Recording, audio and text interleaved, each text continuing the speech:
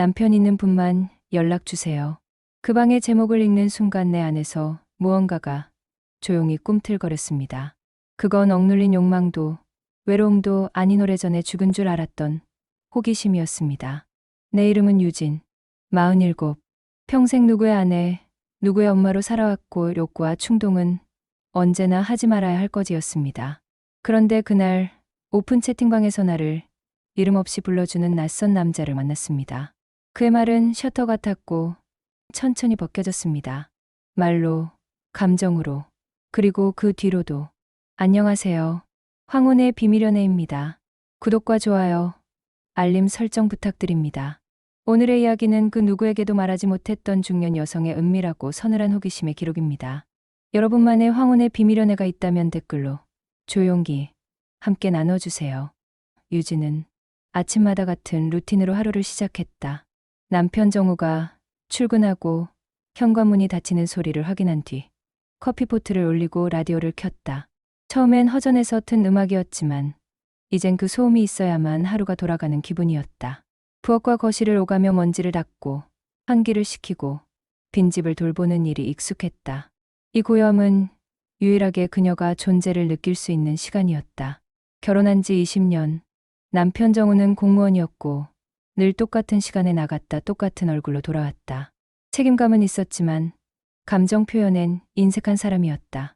사랑한다는 말을 들은 기억은 가물가물했고 그의 손길은 아이가 생긴 이후로 점점 줄었다. 유진은 그런 남편에게 서운함을 표현해 본 적이 거의 없었다. 이 정도면 괜찮은 거지라는 말로 스스로를 눌러왔기 때문이다. 하지만 나이가 들수록 그 말은 위안이 아니라 무감각의 핑계가 되었다. 거울 속 얼굴은 점점 표정이 없어졌고 웃는 연습을 해야 할 만큼 감정을 쓸 일이 없었다. 친구들 모임에서도 늘 조용히 앉아 있었고 가족 사진 속에서도 늘 같은 미소를 짓고 있었다. 유진은 점점 여자가 아닌 주부라는 이름으로만 존재하고 있다는 걸 체감하고 있었다. 그날 아침, 특별할 것 없는 평일이었다. 남편은 언제나처럼 아침을 조용히 먹고 나갔고 유진은 설거지를 마친 뒤 잠깐 소파에 앉아 핸드폰을 들여다봤다. 습관처럼 SNS와 뉴스 앱을 돌려보다가 실수처럼 눌린 아이콘이 하나 있었다. 카카오톡 오픈 채팅. 평소라면 바로 닫았겠지만 그날은 손가락이 멈추지 않았다. 사람들은 여기서 무슨 얘기를 할까? 단순한 궁금증이었다. 방 제목들이 쉴 새 없이 떠올랐다. 연애, 육아, 고민 상담, 부부 갈등. 그중 하나가 유진의 눈에 꽂혔다. 남편 있는 분만 연락 주세요. 순간 핸드폰을 내려놓을까 고민했지만 무심코 눌러버린 방 입장 버튼은 돌이킬 수 없었다. 심장이 묘하게 뛰기 시작했다. 방 안은 의외로 조용했다. 짧은 인사와 간단한 자기소개만 오갔다. 유진은 익명 상태로 그냥 구경만 하려고요라는 한 줄을 남겼다. 그 메시지가 채 사라지기도 전에 누군가가 말을 걸었다. 유진 씨, 호기심 많으시죠? 손에서 핸드폰을 떨어뜨릴 뻔했다. 이름은 밝힌 적 없었는데 어떻게 알았을까? 그 남자의 메시지가 이어졌다. 느낌이요. 조심스럽지만 안에 많은 걸 감추고 계신 분 같아서요. 그 문장을 보고 유진은 자신도 모르게 손끝을 만지작거렸다. 식은땀이 맺히는 느낌. 낯선 대화였지만 묘하게 따뜻했다. 마지막으로 설레었던 게 언제세요? 그의 질문은 너무 단순했지만 그 어떤 말보다 깊숙이 파고들었다. 유진은 답을 하지 못하고 결국 채팅창을 닫았다. 자기 안에 그런 질문에 반응하는 감정이 남아있었던가 스스로도 놀랐다. 하지만 그날 밤 결국 다시 그 방을 열었다. 그는 여전히 있었다. 마치 기다리고 있었던 사람처럼. 오늘은 조금 더 솔직하셨네요. 그 한마디가 이상하게 반가웠다. 유진은 조심스레 물었다. 당신은 왜 이 방에 있어요? 잊지 못한 얼굴이 하나 있어서요. 닮으셨어요. 유진은 한참을 그 답장을 바라보다가 핸드폰을 내려놨다. 그가 누굴 닮았다고 말했는지는 묻지 않았다. 대신 기분이 조금 묘했다. 따뜻하고 낯설고 불안했다. 다음 날 아침 카톡 하나가 도착했다. 하얀 머그컵에 담긴 아메리카노 사진 한 장. 그 사진 아래엔 이렇게 쓰여 있었다. 이건 당신 몫이에요. 유진은 그 사진을 몇 번이나 눌러봤다. 아무 냄새도 없는 사진이었지만 묘하게 향기가 느껴지는 듯했다. 그리고 처음으로 깨달았다. 지금껏 단 한 번도 누군가가 자기 목으로 무언가를 남긴 적이 없었다는 걸. 그날 이후 유진은 밤마다 그 방을 찾았다. 남편의 코 고는 소리가 들리기 시작하면 이불 속에 숨어 핸드폰을 켰고 화면 밝기를 가장 낮춘 채 그의 아이디를 기다렸다. 매일 그 자리에 있었다. 그 남자는 언제나 먼저 묻기보단 유진이 말을 꺼낼 때까지 기다려주었다.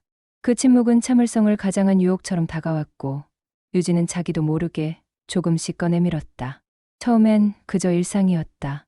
오늘들은 라디오에서 어떤 여자가 사랑 얘기를 했는지, 슈퍼에서 고등학생 커플이 손을 잡고 있는 걸 봤을 때 느꼈던 묘한 부러움 같은 것들.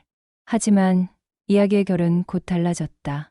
남편이 침대에서 등을 돌린 채 잠드는 밤, 그가 무심히 툭툭 내뱉는 말투, 아무 감흥 없이 지나치는 하루. 유진은 자신이 아무것도 아닌 사람이 되어가는 기분이었다고 털어놓았다. 그는 대답 대신 읽음, 표시만 남겼다. 그리고 한참 뒤에 조심스럽게 물었다. 유진 씨, 이런 이야기 얼굴 보고 하면 안 될까요? 유진은 핸드폰을 내려놓았다. 가슴이 쿵 내려앉았다. 처음엔 당황했고 곧 침묵이 길어졌다. 하지만 그 말이 싫지는 않았다. 보고 싶다는 말이 아닌 보고 이야기하고 싶다는 그의 말은 감정을 존중하는 방식 같았다. 유진은 결국 단 한마디를 남겼다. 언제요? 그들의 첫 만남은 남포동 끝자락, 인적 드문 북카페에서 이루어졌다. 유진은 스스로도 놀랄 만큼 신중하게 옷을 골랐다. 평소보다 진한 립스틱, 팔목을 드러내는 얇은 니트. 문을 열 자그는 먼저 와 있었다. 그 커피, 오늘은 직접 드리고 싶었어요. 유진은 그 말에 천천히 웃었다. 웃는 법을 까먹었다 생각했는데 그의 앞에서는 어렵지 않았다. 그의 눈은 자주 피했지만 마주칠 땐 도망가지 않았다. 머무는 눈이었다. 대화는 부드럽게 이어졌다. 그는 유진의 말을 자르지 않았고 그녀의 표정을 천천히 읽었다. 커피가 식을 때쯤 그가 조용히 말했다. 차까지 바래다 드릴게요. 유진은 고개를 끄덕였다. 돌아가기 싫었다. 오히려 조금만 더 이 낯선 온기에 머물고 싶었다. 차 안은 은근하게 따뜻했다. 에어컨 대신 살짝 열린 창에서 바람이 들어왔다. 라디오에선 재즈 피아노가 느릿하게 깔리고 있었다. 유진은 조수석에 앉아 손을 무릎에 올린 채 바깥을 보고 있었다. 그러다 그의 손이 조심스럽게 손등을 스쳤다. 딱 한 번의 다음. 그런데 그 다음 하나가 지난 10년의 무관심을 뒤흔들었다. 유진은 숨을 고른 뒤 낮고 단호하게 말했다. 돌아가고 싶지 않아요. 그 한마디가 허락이었다. 그는 말없이 시동을 걸었고 차는 조용히 모텔 골목으로 미끄러져 들어갔다. 그 누구도 없었다. 오직 두 사람만의 공간. 방 안은 따뜻한 조명으로 채워져 있었다. 서로를 본 지 몇 시간이 채 되지 않았지만 유진은 그가 낯설지 않았다. 입맞춤도 손끝도 조심스러웠다. 하지만 조심스러움 뒤에는 분명한 갈망이 있었다. 그가 셔츠의 첫 단추를 풀 때 손이 살짝 떨렸다. 유진은 그것이 단지 긴장이 아닌 감정 때문이라는 걸 알 수 있었다. 그 떨림은 그녀에게 존중처럼 다가왔다. 누군가의 욕망이 아닌 그녀를 향한 진심이 담긴 욕망. 숨이 닿고 살이 닿았다. 속옷이 한 겹씩 벗겨질 때마다 그녀 안에서 뭔가가 깨어났다. 입술은 천천히 목선을 따라 내려갔고 숨결은 그 아래의 부드러운 결을 따라 헤매듯 움직였다. 움직임은 느렸지만 감정은 거침없었다. 소리 없는 공간에서 이불 위에서 마주한 몸은 더 솔직해졌다. 그의 손끝이 지나간 자리에 전기가 흐르는 듯했고 유진은 자신이 갖고 싶어지는 사람이 되어가는 걸 느꼈다. 모든 것이 끝난 뒤 그는 말없이 그녀의 머리맡에 누웠다. 말없이 서로의 손을 잡았다. 유진은 그 손 위에 자신의 뺨을 기대며 눈을 감았다. 다음 날 유진은 화장대 거울 앞에서 자신을 오래 바라보았다. 피부에 남은 자국, 립스틱이 지워진 입술, 헝클어진 머리카락. 그 모든 흔적이 살아있다는 증거 같았다. 카카오톡 알림음이 울렸다. 그의 이름이었다. 유진은 웃으며 핸드폰을 열었다. 이제 기다린다는 감정이 낯설지 않았다. 유진은 요즘 들어 웃는 날이 많아졌다. 거울 앞에서도, 마트에서 장을 볼 때도, 라디오 사연을 들을 때도 이유 없이 입꼬리가 올라갔다. 남편은 그 변화에 별다른 반응을 보이지 않았다. 오히려 아무 말이 없다는 것이 유진에겐 해방처럼 느껴졌다. 요즘 기분이 좋아 보여. 어느 날 남편이 그렇게 말하긴 했다. 유진은 웃으며 대답했다. 요즘 취미가 생겼어요. 그 취미는 매일 밤 그의 목소리를 듣는 것이었다. 전화로, 음성 메시지로, 짧은 영상으로. 그의 말투는 낮고 단정했고 말끝에 늘 맺히는 숨이 유진의 귀를 간지럽혔다. 그 숨소리를 듣는 것만으로도 유진은 눅진하게 젖어버렸다. 어느 날 그는 말했다. 도서관 뒤에 조용한 계단이 있어요. 아무도 안 와요. 유진은 고개를 끄덕였고 대연동 도서관 뒤편 계단에서 두 사람은 마주했다. 유진은 바람막이를 걸쳤지만 안엔 아무것도 입지 않았다. 그를 향한 기다림이 어느새 옷보다 먼저 살에 닿아 있었다. 낮은 돌계단, 햇살이 머리카락 위로 스며드는 시간. 그는 옆에 앉아 조용히 유진의 귀에 입을 가져갔다. 숨이 달라졌어요. 그 말에 유진은 숨을 멈추었다. 그의 손이 조심스럽게, 그러나 망설이지 않고 그녀의 스커트 밑단을 더듬었다. 천이 밀리며 허벅지 안쪽으로 손이 들어왔고 유진은 등을 젖히며 벽에 머리를 기댔다. 계단의 벽은 차가웠지만 그 손길은 뜨거웠다. 그녀는 한 손으로 그의 손목을 감쌌다. 누가 오면 그 말은 염려가 아니라 남은 윤리를 위한 알리바이처럼 느껴졌다. 그는 대답 대신 손가락을 조심스레 움직였다. 팬티의 가장자리를 타고 안쪽 피부를 더듬었다. 그곳은 이미 젖어 있었다. 숨죽이며 허벅지를 조이는 유진에게 그는 속삭였다. 이건 당신이 열어놓은 문이에요. 그녀는 그 말에 입을 다물고 눈을 감았다. 바람이 부는 계단에서 유진은 오래 눌러왔던 무언가를 분출했다. 소리는 삼켰지만 몸은 거짓말을 못했다. 그는 그녀를 조용히 안았고 스커트를 덮어주었다. 계단에서 내려오며 유진은 말했다. 다음엔 우리 집으로 와주세요. 그 말은 새로운 죄악의 시작이었고 유진은 한치의 망설임도 없었다. 다음 날 남편이 출근하자 유진은 곧장 샤워실로 들어갔다. 그의 손길이 닿을 부위를 상상하며 천천히 씻었다. 그의 코끝이 스칠 목덜미엔 향수를 뿌렸고 손이 닿을 테이블은 반짝이도록 깎았다. 거실과 주방, 침실, 모든 공간이 준비된 무대가 되었다. 그가 도착했을 땐 유진은 벌써 떨리고 있었다.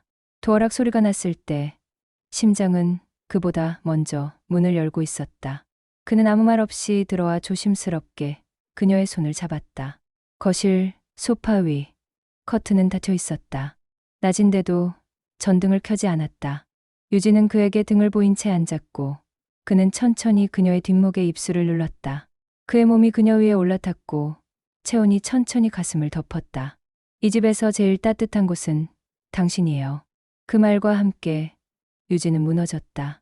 남편이 쓰던 쿠션, 자녀가 뛰어놀던 소파, 그 모든 일상이 이제는 욕망의 무대로 바뀌고 있었다. 입술은 깊어졌고 혀는 천천히 안쪽으로 들어왔다. 손끝은 속옷의 경계를 따라 내려갔고 유진은 스스로 다리를 벌렸다. 소파 천이 등에 달라붙었고 손은 등받이를 잡고 흔들렸다. 그의 숨은 유진의 귓불을 적셨고 그녀는 그 숨결에 몸을 태웠다. 행위가 끝난 뒤 그는 그녀의 팔을 베고 누웠다. 유진은 그 팔 위에서 천장을 바라봤다. 남편의 얼굴이 스쳐갔지만 이상하게 아무 감정도 느껴지지 않았다. 오히려 방금 전의 체위와 감촉이 더 생생하게 남아 있었다. 그날 이후 유진은 달라졌다. 몸이 먼저 기억했다. 그의 메시지 알림만 울려도 허벅지가 먼저 반응했다. 그의 목소리를 듣는 순간 가슴이 당겨왔다. 이 관계는 이제 죄가 아니라 중독이었다. 끊을 수 없는, 끊고 싶지 않은, 더 깊이 빠지고 싶은 감정. 유진은 알았다. 돌이킬 수 없다는 걸. 하지만 이미 너무 멀리 와 있었다. 그날 아침 유진은 옷장 앞에서 멈췄다. 전날 그가 벗겨둔 셔츠 한 벌이 남편의 수트 사이에 걸려 있었다. 그 남자의 단추 하나가 느슨하게 풀려 있었고 바닥에 흘러내린 그 단추는 마치 덫처럼 그녀의 발밑에 놓여 있었다. 남편은 아무 말 없이 그것을 주워들었다. 눈도 마주치지 않았다.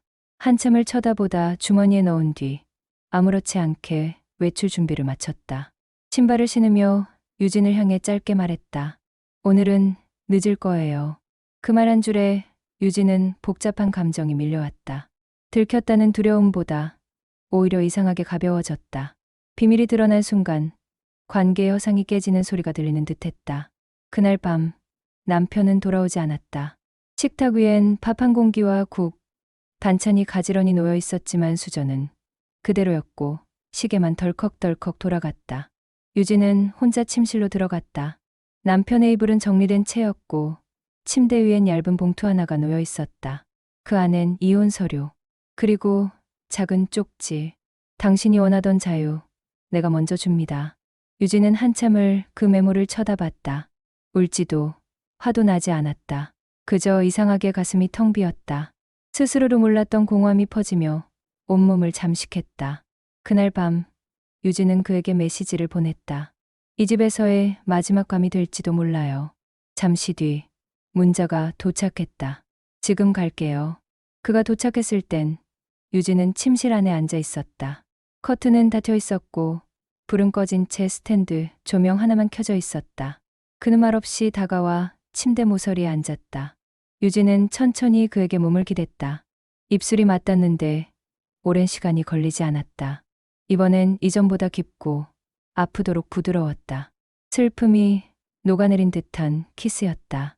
그의 손이 천천히 그녀의 머리카락을 쓸었고 뺨을 감싸 안았다. 오늘은 안아주세요. 말 없이 그 한마디에 그는 천천히 유진을 눕혔다. 이불 위 두 사람은 옷을 벗지 않았다. 그러나 피부는 그 어느 때보다 진하게 닿았다.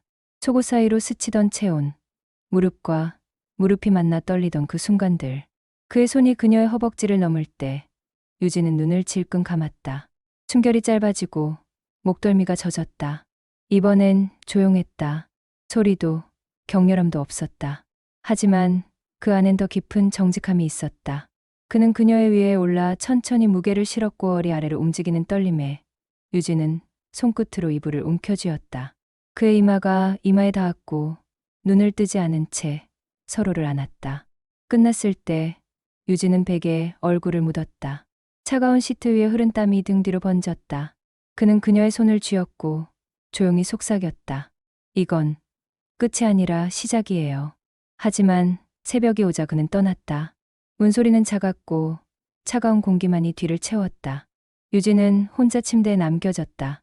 커튼 사이로 아침빛이 들어왔고 창밖은 맑았다. 침대 옆 남편의 빈 공간을 바라보며 유진은 천천히 몸을 일으켰다.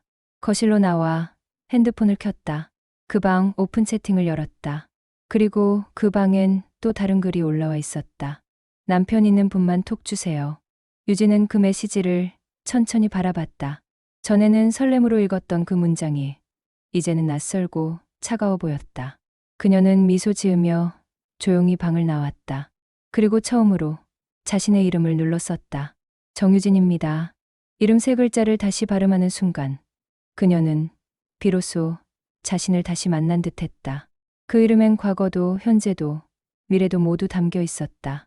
그녀는 알았다. 사랑은 사라졌지만 감정은 살아있었고 욕망은 끝났지만 자신은 다시 시작된다는 걸. 사람은 누구나 자신조차 몰랐던 감정의 문을 어느 날 아주 사소한 계기로 열게 됩니다. 그 문 너머엔 죄일 수도 사랑일 수도 아니면 지 살아있다는 증거일지도 모릅니다. 오늘 이야기가 당신 마음에 어떤 문을 두드렸다면 잠시 멈춰 그 문 앞에 서보세요. 열지 않아도 괜찮고 닫힌 채로 안쪽을 바라봐도 괜찮습니다.